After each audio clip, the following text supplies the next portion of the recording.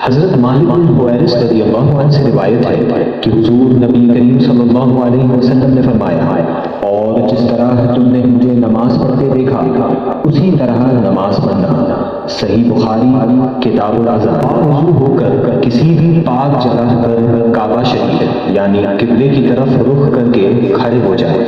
حدیث حضرت ابو ہریرہ رضی اللہ عنہ سے روایت ہے، رسول اللہ صلی اللہ علیہ وسلم نے فرمایا، جب تم نماز کے لیے کھڑے ہوا کرو تو پوری طرح وضو کیا کرو، پھر قبلے کی طرف رخ کر کے تکبیر کہا کرو۔ صحیح بخاری کتاب الاستئذان۔ اپنے کپڑوں کو نہ موڑے، شرٹ یا کرتے کی آستین کو نہ موڑے، پیجامہ یا پینٹ کو نیچے سے نہ موڑے، شرٹ کو ان نہ کرے۔ حدیث حضرت ابن عباس رضی اللہ عنہ نبی کریم صلی اللہ علیہ وسلم سے روایت کرتے ہیں کہ آپ صلی اللہ علیہ وسلم نے ہمیں حکم دیا ہے کہ ہم 7 ہڈیوں پر سجدہ کریں اور بحالت نماز کپڑے کو نہ موڑے اور بالوں کو نہ باندھے۔ صحیح بخاری کتاب الاذان۔ کھلے سر نماز نہ پڑھے بلکہ ٹوپی یا امامہ پہن کر نماز پڑھے کہ یہ سنت ہے۔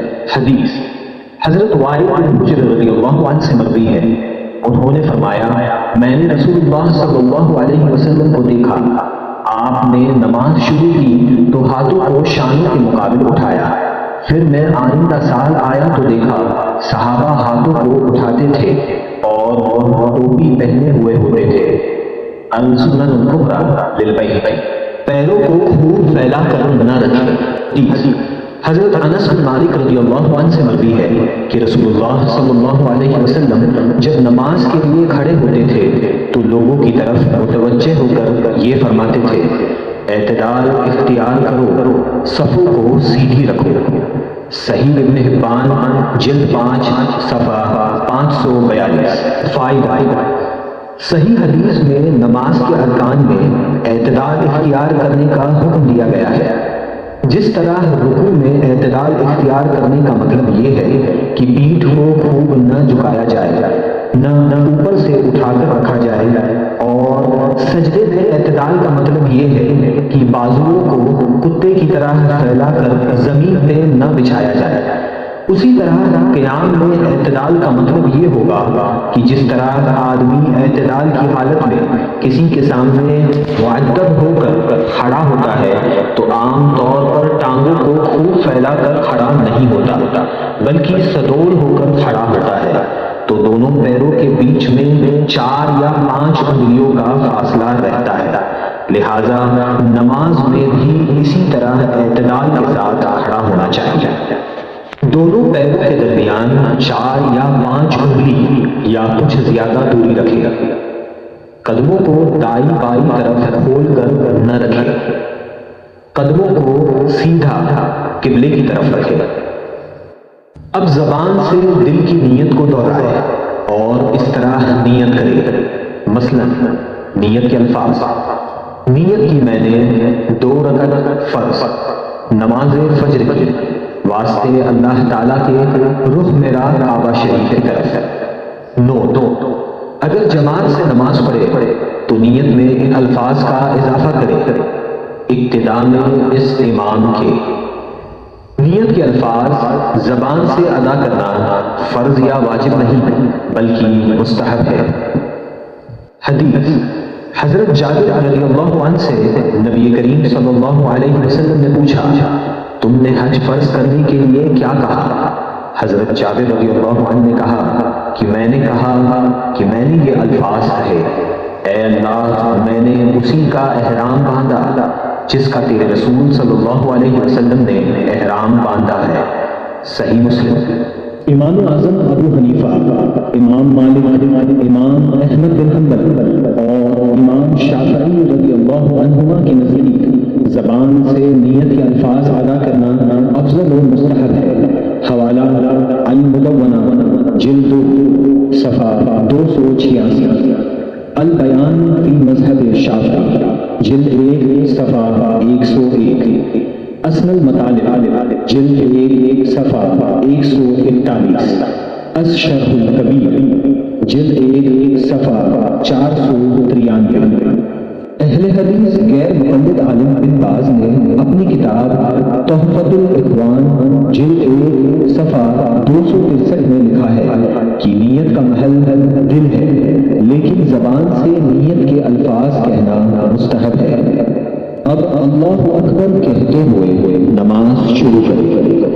دونوں ہاتھوں کو اس طرح کاندھوں تک اٹھائے کہ ہتھیلیوں کا رخ قبلے کی طرف ہو، اور دونوں ہاتھ کے انگوٹھے کانوں کی لو کے مقابل ہو، اس طرح کانوں تک اٹھائے۔ حدیث حضرت مالک بن حویرث رضی اللہ عنہ سے مروی ہے کہ رسول اللہ صلی اللہ علیہ وسلم جب اللہ اکبر کہتے تو دونوں ہاتھوں کو کانوں کے مقابل اٹھاتے تھے۔ صحیح مسلم۔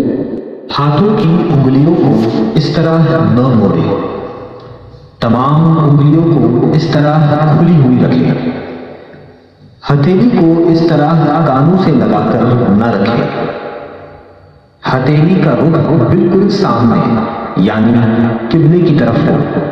اب دونوں ہاتھوں کو ناک کے نیچے باندھ لے۔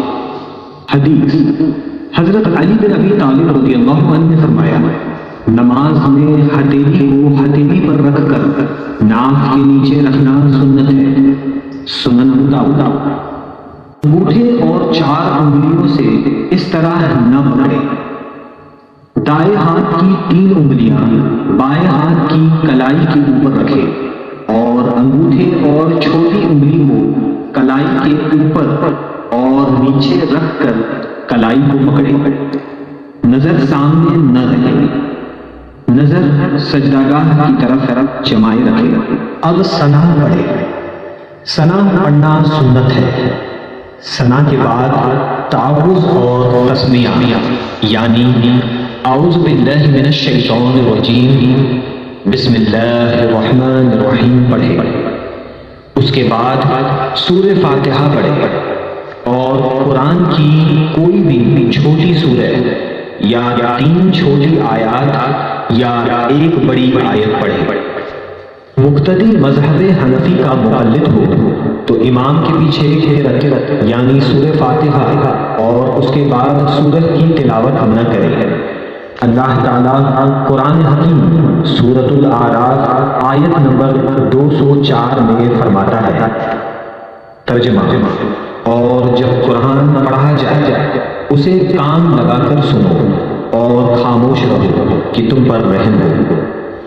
امام بغوی نے کہا کہ حضرت حسن بصری، زہری اور نخعی کا قول ہے کہ یہ آیت قرأت خلف الامام کے بارے میں نازل ہوئی ہے۔ تفسیر مظہری جلد 3 صفحہ 448۔ حدیث حضرت جابر رضی اللہ عنہ سے مروی ہے کہ رسول اللہ صلی اللہ علیہ وسلم نے فرمایا، جس کا امام ہو تو امام کی قرأت مقتدی کے لیے کافی ہے۔ سنن ابن ماجہ۔ حنفی حضرات امام کے پیچھے سورہ فاتحہ کے بعد آمین بلند آواز سے نہ کہیں کہ آہستہ آمین کہنا افضل ہے، آمین آہستہ کہے۔ حدیث حضرت وائل رضی اللہ عنہ نے نبی کریم صلی اللہ علیہ وسلم کے ساتھ نماز پڑھی۔ جب حضور نبی کریم صلی اللہ علیہ وسلم نے غیر المغضوب علیہم ولا الضالین کہا تو پس آواز یعنی ہلکی آواز میں آمین کہا۔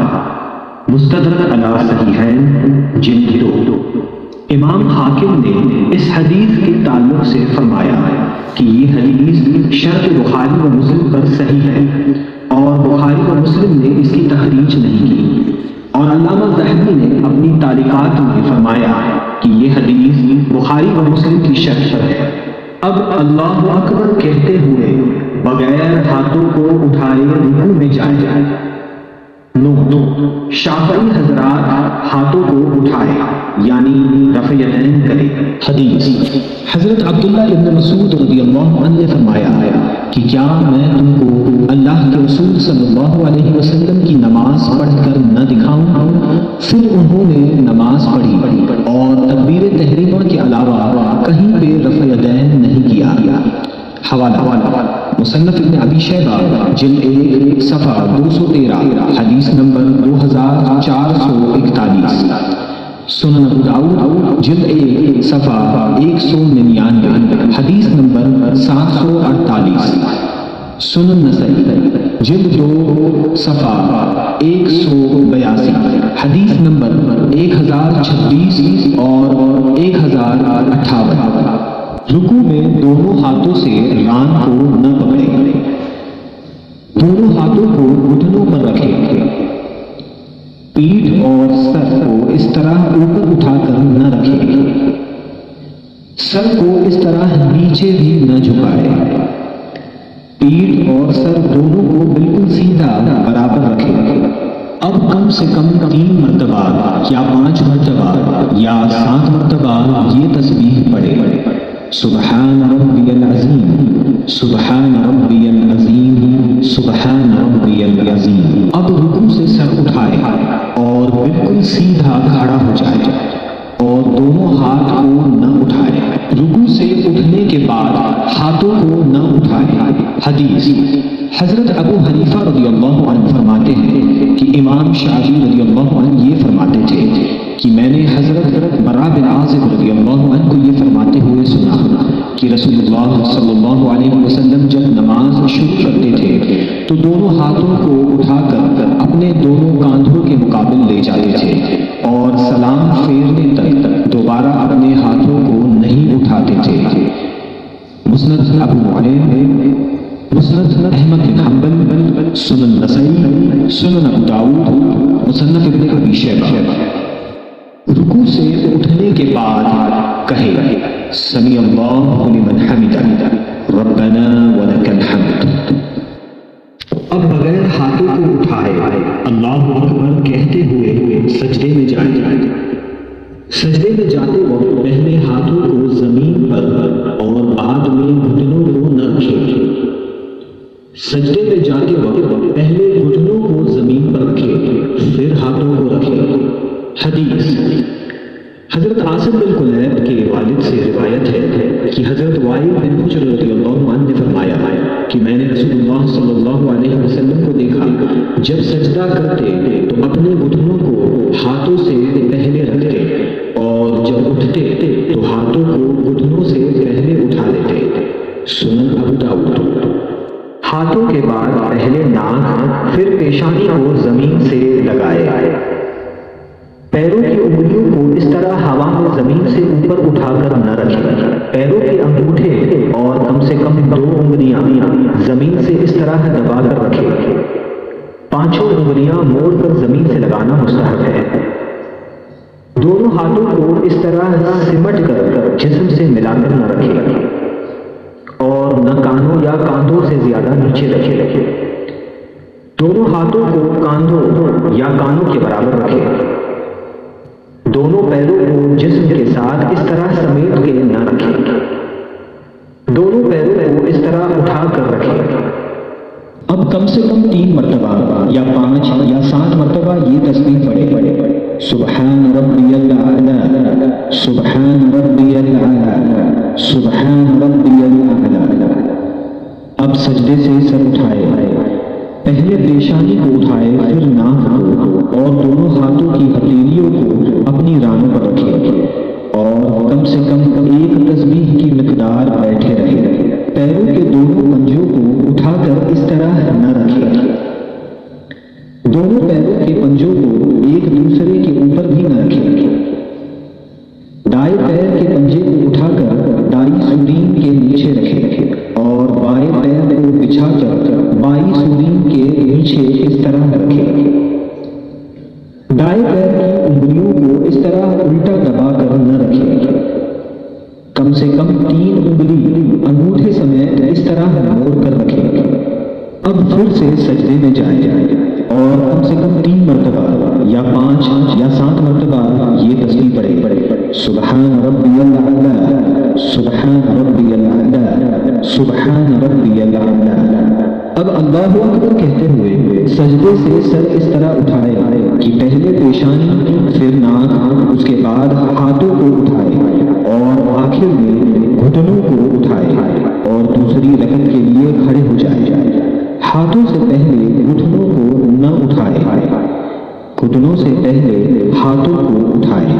حدیث حضرت علی بن ابی طالب رضی اللہ عنہ سے روایت ہے، آپ نے فرمایا فرض نماز میں سنت یہ ہے کہ دوسری رکعت کے لیے اٹھتے وقت زمین پہ ہاتھ نہ ٹیکے مگر یہ کہ معذور شے ہو۔ مصنف ابن ابی شیبہ جلد 1 صفحہ 347۔ دوسری رکعت کے لیے کھڑے ہو جائے اور ویسے ہی پڑھے جیسے پہلی رکعت پڑھی تھی، دوسری رکعت میں ثنا نہ پڑھے۔ اب دوسری رکعت مکمل کرے جیسے پہلی رکعت ادا کی تھی اور دونوں سجدوں کے بعد بیٹھ جائے۔ دوسری رکعت میں بیٹھنے کو قعدہ کہتے ہیں۔